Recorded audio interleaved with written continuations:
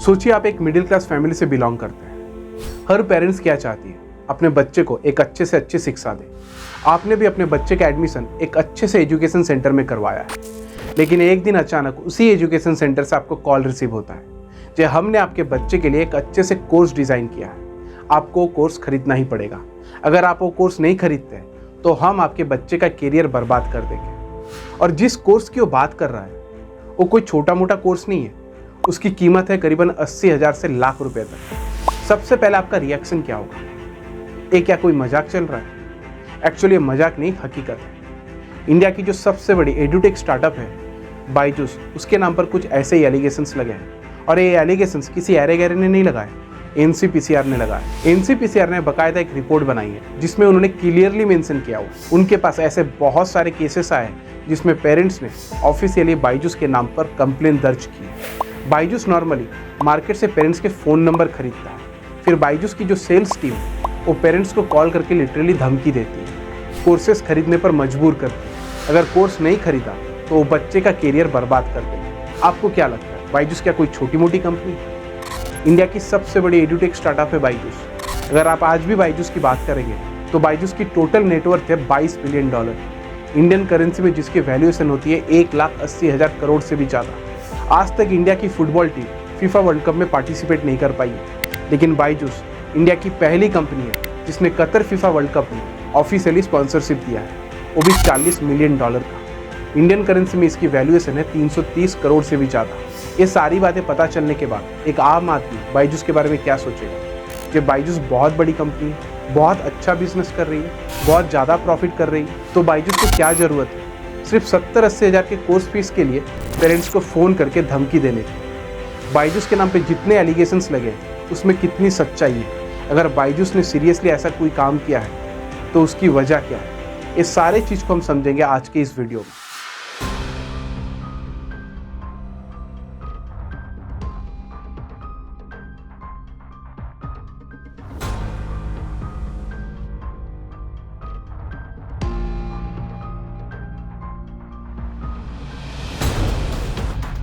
And in other news, Baijus has released a statement after it appeared before the NCPCR over allegations that the company is indulging in managed practices to lure parents and children to buy their courses. The Baijus officials were summoned by the National Commission for Protection of Child Rights, NCPCR, after several parents have alleged that the platform has lured them into buying its courses.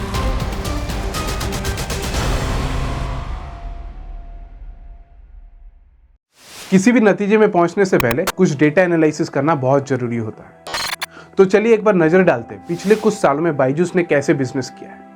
आप screen पर देख सकते हैं 2018 से लेकर 2021 तक लगातार बायजूस का बिजनेस बढ़ा है।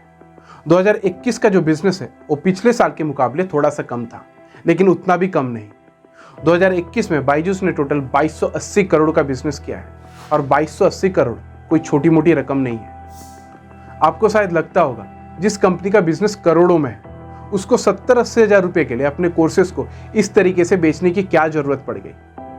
तो चलिए एक बार ये भी देख लेते हैं, बायजूस ने करोड़ों में तो बिजनेस किया है, लेकिन उसमें प्रॉफिट या फिर लॉस कितना है। ऐसा कोई साल नहीं है जिसमें बायजूस ने प्रॉफिट किया है। लगातार हर साल बायजूस लॉसेस में ही अपना बिजनेस ऑपरेट कर रहा है। आप खुद देख सकते हैं 2020 में बायजूस का टोटल लॉस था 262 करोड़, लेकिन नेक्स्ट ईयर 2021 में बायजूस का लॉस हो गया 4,558 करोड़, जो पिछले साल के मुकाबले 17 गुना ज़्यादा था। ये इतना बड़ा लॉस है कि 70-80 हज़ार के कोर्स फीस से इससे कुछ फर्क नहीं पड़ने वाला। लेकिन अगर किसी कंपनी के पास 150 मिलियन से भी ज़्यादा रजिस्टर्ड स्टूडेंट हो, मतलब 15 करोड़ से भी ज़्यादा उसके कस्टमर्स हो, तो हर एक कस्टमर के पीछे 70-80 हज़ार रुपये बहुत ज़्यादा मायने रखता है। लेकिन ये भी सोचने वाली बात है, जिस कंपनी के पास ऑलरेडी 15 करोड़ से भी ज़्यादा कस्टमर्स हैं, जिसकी टोटल नेटवर्थ आज के दिन $22 बिलियन है, उस कंपनी को आखिर इतना बड़ा लॉस कैसे हो सकता है? तो इसके लिए सबसे ज़्यादा जिम्मेदार है बायजूस खुद। बायजूस के इंटरनल बिजनेस ऑपरेशन में इतनी सारी गलतियां हैं जिसकी वजह से आज बायजूस को इतने बड़े लॉस का सामना करना पड़ा। लेकिन ये सारी गलतियां समझने से पहले आपको ये चीज़ जानना पड़ेगा कि बायजूस अपना पूरा बिजनेस कैसे ऑपरेट करता है, कैसे वो रेवेन्यू जनरेट करता है, कैसे पैसे कमाता है। बायजूस मेनली 3 तरीके से पैसे कमाता है। सबसे पहला है सब्सक्रिप्शन बेस्ड मॉडल, जिसमें स्टूडेंट बायजूस को पैसे पे करते हैं और अगेंस्ट में बायजूस के जो लाइव कोर्सेस रहते हैं उसका एक्सेस स्टूडेंट को मिलता है। दूसरा है प्री रिकॉर्डेड वीडियो सेल करके, जिसमें बायजूस पहले से ही कुछ टॉपिक के ऊपर वीडियो रिकॉर्ड करके रखता है और स्टूडेंट के डिमांड के वाइज स्टूडेंट को वो वीडियो सेल करता है। और तीसरा है एडुटेक प्रोडक्ट सेल करके, बायजूस अपने स्टूडेंट को टैबलेट, मेमोरी चिप जैसे प्रोडक्ट सेल करता है। तो मेनली इन 3 तरीकों से बायजूस अपना पूरा बिजनेस ऑपरेट करता है, बायजूस अपना पूरा रेवेन्यू जनरेट करता है। लेकिन आपको एक बात जानकर बहुत हैरानी होगी कि ऑनलाइन एडुटेक कंपनी होने के बावजूद बायजूस अपने लाइव कोर्सेज या फिर प्री रिकॉर्डेड वीडियो सेल करके टोटल रेवेन्यू का सिर्फ 20% ही जनरेट करता है। बाकी 80% जनरेट करता है वो एडुटेक प्रोडक्ट बेचकर। बायजूस के इस पूरे बिजनेस ऑपरेशन में बहुत सारी गलतियां हैं और इन सारी गलतियों को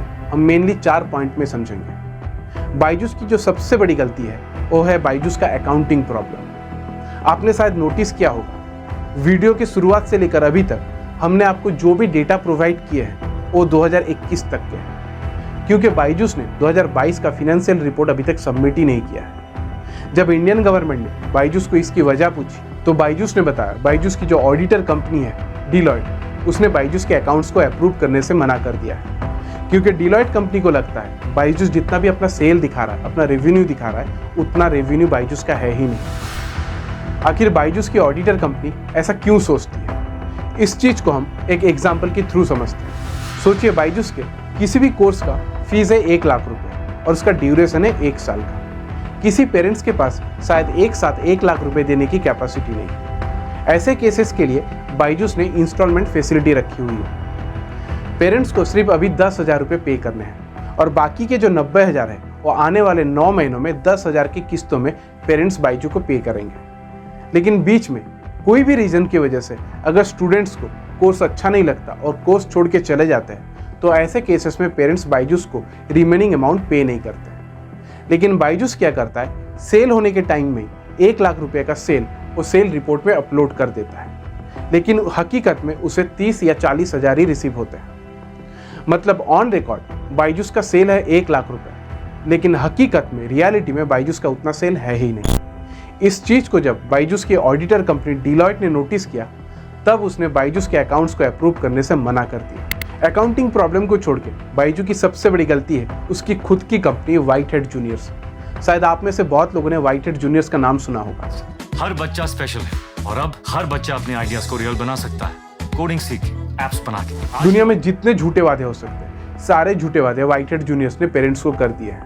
8 से 10 साल के लगभग सारे बच्चों को व्हाइट हेड जूनियर्स कोडिंग सिखा सकती है। सिर्फ एक ही रिक्वायरमेंट है, 70,000 रुपया कोर्स फीस देनी पड़ेगी और कोडिंग सीखने के बाद किसी भी बच्चे को किसी भी मल्टीनेशनल कंपनी में करोड़ों का पैकेज मिल सकता है। दुनिया भर से आए हैं ये पकड़ पकड़ के फ्लाइट, क्या पता पर किसकी खातिर। ये क्या दुनिया भर के बिजनेस वाले क्यों?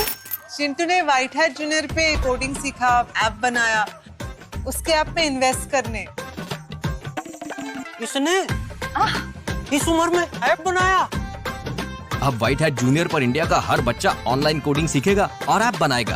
पहले तो पेरेंट्स इस बात से बहुत ज़्यादा खुश थे, लेकिन जब उन्हें हकीकत का पता चला कि उनके बच्चे बिना टीचर्स के कुछ नहीं कर सकते, क्योंकि टीचर उन्हें जैसे बता देते बच्चे ठीक वही स्टेप फॉलो करते थे। धीरे धीरे जब पेरेंट्स को अपनी गलती का एहसास हुआ, जो उनके बच्चे कोडिंग तो दूर की बात क्या कर रहे हैं उन्हें वही नहीं पता, तब जाके व्हाइट हेड जूनियर्स के ऊपर से पेरेंट्स का भरोसा धीरे धीरे कम हुआ। व्हाइट हेड जूनियर्स में एडमिशन कम होने लगी और व्हाइट हेड जूनियर्स धीरे धीरे लॉस में जाने लगा। आप खुद देख सकते हैं 2021 में व्हाइट हेड जूनियर्स का टोटल बिजनेस था 484 करोड़, लेकिन उसके मुकाबले उसका लॉस था 1690 करोड़, जो बायजूस के टोटल लॉस का 37% है। और आजकल व्हाइट हेड जूनियर्स कोडिंग छोड़कर ऑनलाइन म्यूजिक क्लासेस और ड्राइंग क्लासेस बेच रही है। अकाउंटिंग प्रॉब्लम और व्हाइट हेड जूनियर्स को छोड़कर बायजूस की सबसे बड़ी गलती है उसका अनमैनेजेबल मार्केटिंग कॉस्ट। आप इन्हें एक बार देखिए, महेश बाबू तेलुगु के ब्रांड एम्बेसडर, किच्चा सुदीप कन्नड़ा के, शाहरुख खान हिंदी के लिए, नीरज चोपड़ा और पीवी सिंधु डिज्नी पार्टनरशिप के लिए, इंडियन क्रिकेट टीम की स्पॉन्सरशिप, फीफा वर्ल्ड कप में स्पॉन्सरशिप और अब Lionel Messi as a global ambassador. ये सारे फेसेस बहुत ज़्यादा पॉपुलर है और सारे इवेंट्स बहुत बड़े, और ऐसे ब्रांड एम्बेसडर और ऐसे बड़े बड़े इवेंट्स के लिए बायजूस को करोड़ों रुपए देने पड़े। 2021 में बायजूस का टोटल मार्केटिंग कॉस्ट था 2300 करोड़, जो बायजूस के टोटल बिजनेस 2280 करोड़ से भी ज़्यादा है। लेकिन अगर आप एक चीज़ कंपेयर करेंगे, जो बायजूस का मार्केटिंग कॉस्ट और बायजूस के जैसे जितनी एजुकेशन फील्ड में मार्केट में एडुटेक कंपनीज है, जैसे अनअकैडमी, वेदांतु या फिर अपग्रेड, इन तीनों कंपनी का मिलाकर 2021 में टोटल मार्केटिंग कॉस्ट था 793 करोड़, जो बायजूस के टोटल मार्केटिंग कॉस्ट का 1/3 से भी कम है। 2021 में बायजूस का टोटल लॉस था 4558 करोड़ और मार्केटिंग कॉस्ट था 2300 करोड़, जो टोटल लॉस के 50% के बराबर है। इन 3 रीजंस को छोड़कर बायजूस की सबसे बड़ी गलती है बायजूस का इंटरनल सेल्स कल्चर। देखिए, कोई भी ऑर्गेनाइजेशन, वो छोटा हो या फिर बड़ा, वो मायने नहीं रखता, लेकिन वहाँ का वर्किंग कल्चर, एम्प्लॉयज़ के साथ कैसे बिहेव हो रहा है, वो मायने जरूर रखता है। लेकिन किसी भी ऑर्गेनाइजेशन में अगर एम्प्लॉयज़ के साथ हर वक्त मिसबिहेव किया जाता है, तो एम्प्लॉयज़ उस ऑर्गेनाइजेशन के लिए कभी भी दिल से काम नहीं करेगी और ऐसे केस में ऑर्गेनाइजेशन का गिरना तय है। आप इस ऑडियो को एक बार सुनिए। सर रेवेन्यू नहीं हो रहा है तो रिजाइन कर दो। सर रिजाइन कहाँ से आ जाता है सर? बात रिजाइन यहीं से आ जाता है। नहीं हो रहा तो मत करो काम, 2 हफ्ते से 0 में बैठे हुए हो यार। सर तो उस बात पे रिजाइन थोड़ी कर देंगे। हाँ तो फिर क्यों क्या मैं क्या करूँ यार? अपनी तरफ से तो सर पूरे यार तुम सर तो अपनी तरफ से पूरे नहीं चाहिए मेरे को एफर्ट तुम्हारा। बायजूस का जो इंटरनल सेल्स कल्चर है वो बहुत ज़्यादा नेगेटिव और बहुत ज़्यादा एब्यूजिव हो चुका है। इसमें सीनियर और जूनियर्स के बीच में कोई रिलेशन ही नहीं बचा है। यहाँ पे मैक्सिमम एम्प्लॉयज़ मजबूरी के लिए काम कर रहे हैं। बायजूस के एम्प्लॉयज़ के ऊपर इतना ज़्यादा सेल्स प्रेशर क्रिएट किया जाता है जो मैक्सिमम एम्प्लॉय मौका मिलने पर ही जॉब छोड़ के चले जा रहे हैं और ऐसे केस में बायजूस का मार्केट में एक नेगेटिव इमेज क्रिएट हो चुका है। तो ये थे मेनली 4 रीज़न जिसकी वजह से आज बायजूस को इतना ज़्यादा लॉस का सामना करना पड़ रहा है। लेकिन इससे बायजूस के CEO को कोई फ़र्क नहीं पड़ता, क्योंकि उनका मानना है मीडिया वाले उसे इंटेंशनली टारगेट कर रहे हैं, खामोखा उसे बदनाम कर रहे हैं, क्योंकि मार्केट में बायजूस के बहुत सारे प्रोडक्ट हैं जिसके थ्रू बायजूस पैसे कमाती है और बायजूस ईजिली बायजूस के जितने भी नेगेटिव इमेज क्रिएट हुए उसको सही कर सकती है और जितने भी पिछले साल बायजूस ने लॉसेस किए हैं वो सारे आने वाले सालों में बायजूस ईजिली रिकवर कर सकती है।